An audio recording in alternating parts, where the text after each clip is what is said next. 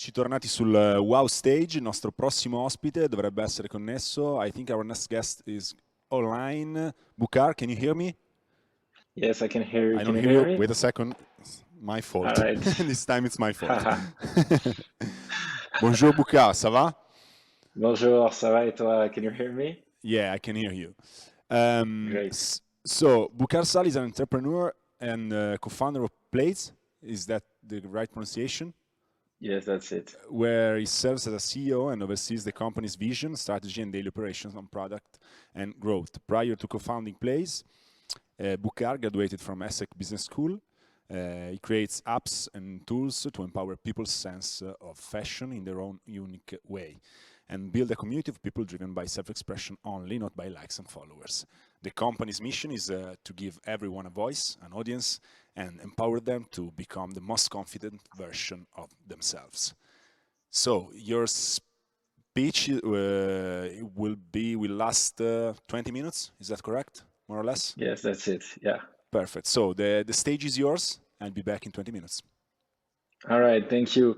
So who's handling the slides? They are All handling the right. slides, so you just have to say next slide and they will go. Okay? All right. Perfect. So Perfect. hi, So, everyone. Thanks, first of all, for having me. Today's talk is going to be about how to win Gen Z and all the others. Because if you win one, like especially this one, you could win the others. So next slide, please. First of all, who am I? So thank you for the introduction. So my name is Boukar Sall. Here is my email as well if you want to get in touch with me. It's Boukar Sall on LinkedIn as well. It's Boukar Sall on Plaiz as well. You might be wondering what is Plaiz, but we're going to go to it in a second. Next slide. So what do I do? So I serve as the co-founder and CEO of Plaiz, which is a fashion anti-social network. I'm going to define it. I'm also a partner at Start the F Up, which is an innovation studio in Paris. I'm the founder and host of Golden Minutes, a podcast about consumer mobile apps. I'm a university lecturer, and I'm an investor in early stage projects. My areas of expertise on the next slide are that I'm building communities. I'm a pro at mobile consumer apps. I have a business background, as mentioned in my introduction. I'm into early stage companies. I'm a self-taught developer. I'm a data scientist, and I'm a rocket scientist in the making. So what is Plaiz? Next slide. So Plaiz is a rapidly growing mobile social network targeting Gen Z.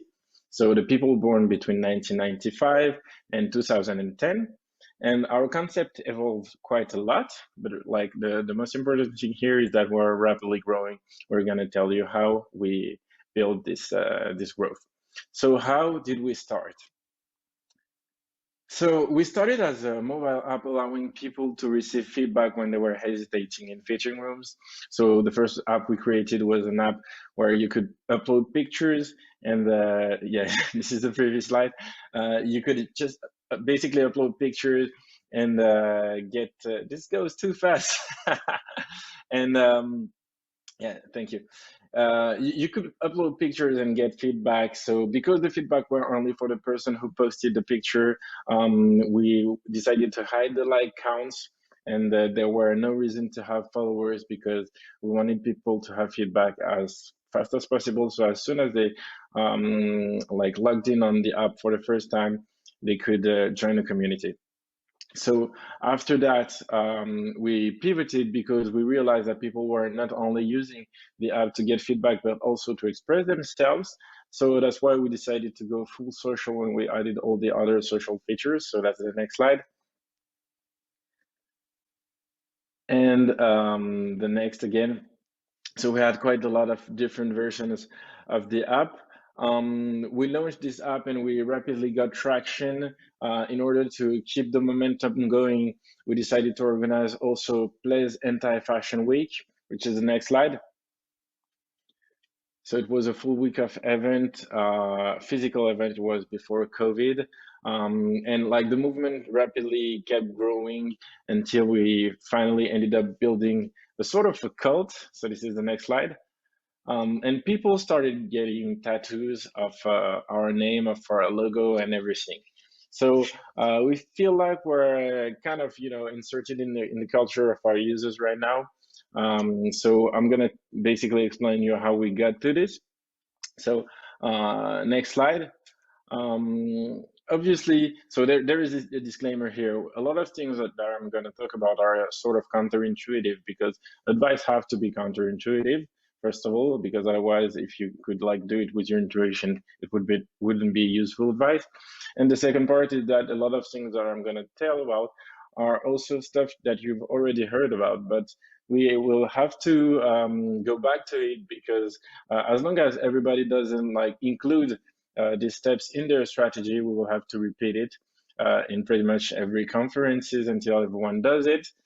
Things like taking care of the environment, having a purpose, and all of that. You might have heard that in previous conferences, but we will have to go back to it until everyone does it. So this was the disclaimer. Next slide, please. First of all, why is it important to win Gen Z?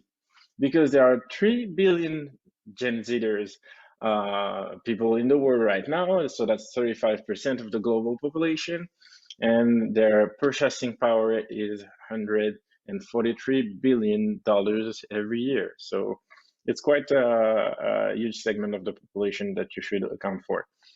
Next one, who are they? So this is a word cloud that I got from Zebra IQ, which is a great report on Gen Z.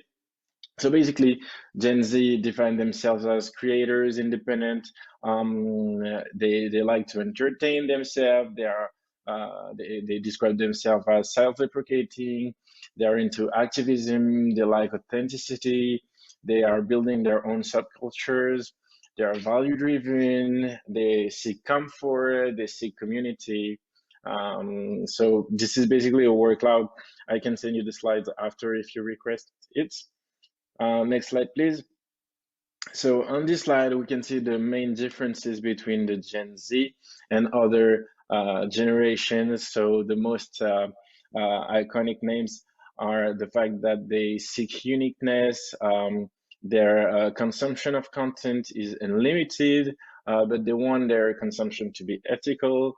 They define themselves as people who have undefined ID, and they are seeking community. So next slide, how do you win? So basically, next slide, please. So yeah, how do you win Gen Z? So the first thing you have to do is, next slide, you have to stop trying to win everyone, because people are different. So the first common mistake people make is that they believe that Gen Z is like a set of people who all are the same people, so they're trying to in the whole generation, but it's not possible actually. You have to realize that it's a set of different people, but what they have in common is a set of is a cultural set. So you should narrow in on what you like, what part of the generation you want to target, and it starts with, next slide, it starts with defining who you want to be. So by defining who you want to be, next slide please, you might like avoid a part of the population, but that's exactly what you have to do. So that's why we decided to be fashion only, because first of all, we believe that vertical social networks are the future. So that's why you see more and more platforms like TikToks, which started as a music only platform. You see platforms which are gaming only, and then they go a bit more mainstream, but they all start with a specific set of features targeting a specific set of the population. So so we decided to be a fashion only platform, and moreover, next slide please, we decided to be a platform where everyone is an influencer. So what does that mean? Everyone is an influencer. It means that everyone logging on our app doesn't have to build an audience to get attention, because currently like distributing your content is one of the most complicated things to do on social networks today. So we decided to remove this barrier to entry. That's pretty much what platforms like TikToks are doing, because you can post something on TikTok and go viral even if you don't have a lot of followers. So that's our first bold move. Then next slide, we decided to be a platform where there is no like counts, there is no followers, as I said, which is also like what creates a safe space where there is no judgment or pressure whatsoever. But the drawback to that is that we don't have like we remove a lot of engagement loops that you could have on other platforms. But we decided to make this bold decision in order to keep our community together, to keep it tight knit, and that's one of the reasons why we managed to convince a lot of our users to join our platform. Next slide. So in order to keep our values, you know, the fact that we want to remove the competition, we want like every competition on our app to be healthy.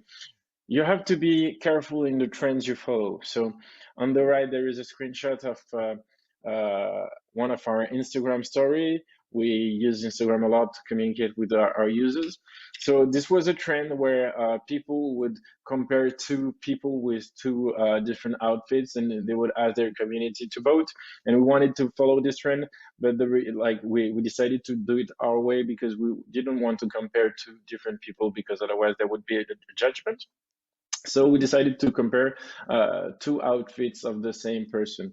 So even if you want to follow a trend, you have to be careful and adapt it with your value.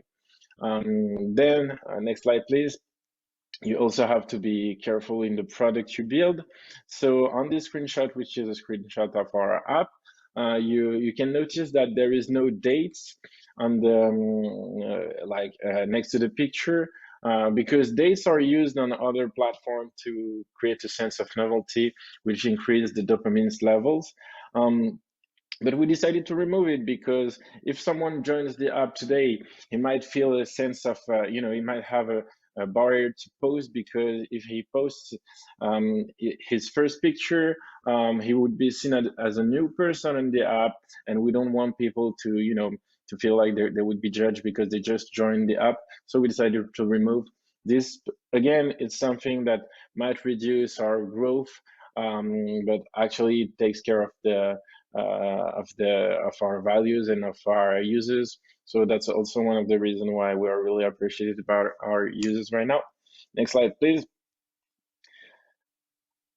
Next. So yeah, another thing you have to be careful with is the way you address issues. So this is a post something we posted on Instagram because this user was really popular in our app, and basically we asked a question as a kind of a joke, and we asked like, who would be more stylish than this person?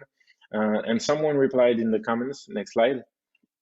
Someone replied in the comment, anyone would be more stylish than this person wearing a fake Chanel bag. So then what we could do to address this issue is that we didn't want our user to be bullied by someone in the comments. So we could either delete this comment or don't say anything. But we decided to reply and to let them know that this picture and this bag on this picture was a custom, and it was made visible that it was a custom. It was made visible that it wasn't a Chanel bag. So we know that some people in our community might be offended that someone is wearing custom Chanel bag. But we wanted to show with this response that like our way to deal with these issues is that we don't want people to be bullied in our community, and we are here to stand for them. So and it actually worked because we never had any other comment like this after that. Next slide. You also have to choose to address issues. So that's our page on Instagram right now. In the past months, we've been posting about Ramadan. We've been posting about Women History Month. We've been posting about Black History Month. We've been posting about Stop Hate Asian Crimes. So basically, we take a stand and we address a lot of different social issues. Next slide, please. We also go further, and on our website we decided to add, like in the footer on the right, some additional support, which is not directly linked to our product, but we want to let our users know that we stand for diversity, inclusion, equality, climate action, and all our values. We also have a button for people who seek any mental health support. And we also take a stand in asking our users to get the vaccine, the COVID vaccine, if they can, because we are all in this together. So we know that some people might not want to get vaccines, but we decided to take that stance. So you have to like have your position and hold them. Next. So you basically have to be bold because you can't please everyone. You have to be ready to lose followers, but or members of your community. But the community is about the quality and not about the quantity of people you have. And if you have a better quality of people, it might also increase the quantity of people in your community. Next slide, please. So yeah, this slide was inspired by the founder of Back Market, which is a marketplace for refurbished products. Basically, what he does is that whenever you buy some product on Back Market, you receive an email telling you that you are a good person. So I was inspired by that, and I felt like everyone should have a reason to tell their users that they are a good person. So we decided to add it on our website as well. So if they tap discover why you're a good person, we'll have this manifesto explaining why.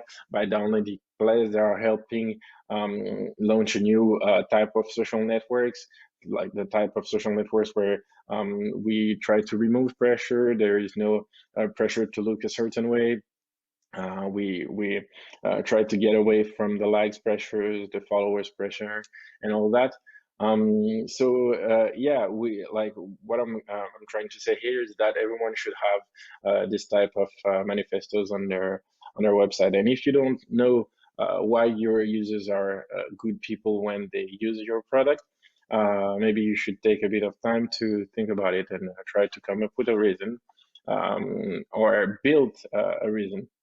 Because people buy better versions of themselves. So this is a drawing to show this. People don't buy your product, they buy a better version of themselves. So you should ask yourself, how are you making people a better version of themselves? I'm gonna go through some quick tips rapidly. So how do you grow your community once you have this set of values? You should first talk to them to understand them. Next slide, please. And read between the lines, because most of the time it's not obvious when they tell you they want something. It's not exactly that thing that they want. So I would like to go into the details for that, but I'm not sure I'm gonna have time. But I can send you some more information after the conference. So yeah, and what we did is that we had a one-on-one conversation with all our first 1,000 users. It was really important for us because it helped us define the basics of our community, and that helped us bring more people like them. Next. You can talk to them also, instead of understanding them, you can talk to them to educate them. The more you educate your users, the better it is, because sometimes you want them, for instance, to add like 5 stars on the App Store or on your podcast, or save your content on Instagram, but you know why you want them to do that. You know that if they save the content on Instagram, your content would have more visibility. If your content is more visible, it's better for you and it's better for them as well, but they don't necessarily think about all that. We are a private company, we don't have investors now, so we had to tell our users, we have to educate them about that. We have to tell them that as a private company, you need to be careful and mindful of your budget. So because we don't want to promote our content, we have to ask them to find ways to help us promote the content without having to pay anyone. So that's basically what I mean by educating them. Next slide, please. You also have to take risks. We started using TikTok quite early. We started talking to influencers, and most of the time we just had a really brief conversation with these influencers because we trusted them. Some of them did some campaigns that we weren't really happy with because we didn't have the great results, but we were trusting them with their creative process. It didn't work out, but still you have to take risks because sometimes it might just work, and that's what happens. So next slide. So another quick tip is to show your human side and experiment with content. We do some behind the scenes. We introduce new team members. We do some live videos. We do some teasers. When we release stuff, we send them in advance to some of our users. We try to think outside the box. Every time we have to promote something, we try to come up with a way to promote it by like thinking, if we weren't a mobile app, if we were like, for instance, a restaurant, how would we promote our concept? So that helps us do some stuff that no one else does in our industry. For example, tattooing our users. And next slide. I'm going to quickly go through the last slides. Next one, please. Yes. So yeah, you have to entertain your community because Gen Z are easily bored. So I'm going to quickly go through some psychological human behavior graphs. So next slide. Next one. So yeah, so this is how you create motivation for your users to take action. So this is a function of motivation and ability. If your motivation is too low and your ability is too low, the triggers you will create for them will fail. If the motivation is high, but their ability to perform the action, the trigger will fail. I could go more into the details of that, but just send me an email that I will tell you about that. Next one. Then you have to create a flow for your users.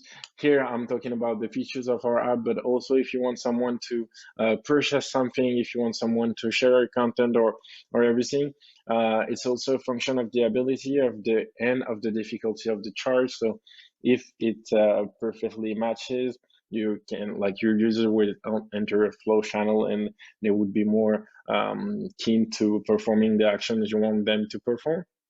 Next one. This one is the entertainment value curve. Your content has either to be really social or really valuable for your users to be shared, to be used.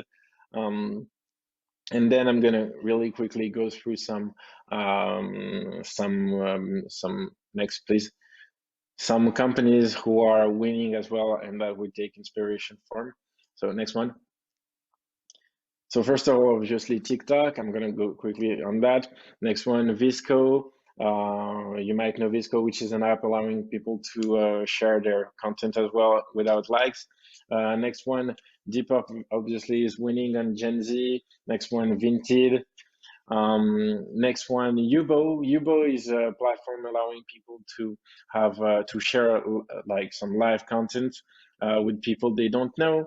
The next one, Birdie is revolutionizing the dating scene for Gen Z, allowing them to date with based on their MBTI profile. Next one. Powder is an app. Basically, it's the TikTok for gaming. Next one. Discord is also winning big on Gen Z, allowing people to create servers and to share stuff based on their community. Next one. Twitch is a live platform that you might have heard of. Next one, Be Real is a French platform allowing people to share some stuff, sort of stories, but they don't get to decide when they post them. They just receive a notification at some point of the day and they have to post something. So that's why it's called Be Real. It's more of your real life. You don't have to stage anything. Next one is Dispo. So Dispo is short for disposable camera, where people can post pictures, but they cannot see what the picture is when they post it. They just take it and then they wait for the next day for the picture to develop. And the next one that you might not think of, but LinkedIn. LinkedIn is adding 25 million new users every 3 months, and basically these users are people from the Gen Z. So don't sleep on LinkedIn when you're trying to target Gen Z. So thank you very much for listening. I hope you learned some stuff. Your feedback are welcome, so you can just email me your feedback. You can email me your question. I can send you the presentation and some additional content. And you can add me on LinkedIn. I will accept everyone who is coming from this talk and this event. Thank you very much. Thank you very much, Boukar. C'était très intéressant. Grazie mille, grazie davvero. And have a good day. Thank you, you too. Thank you.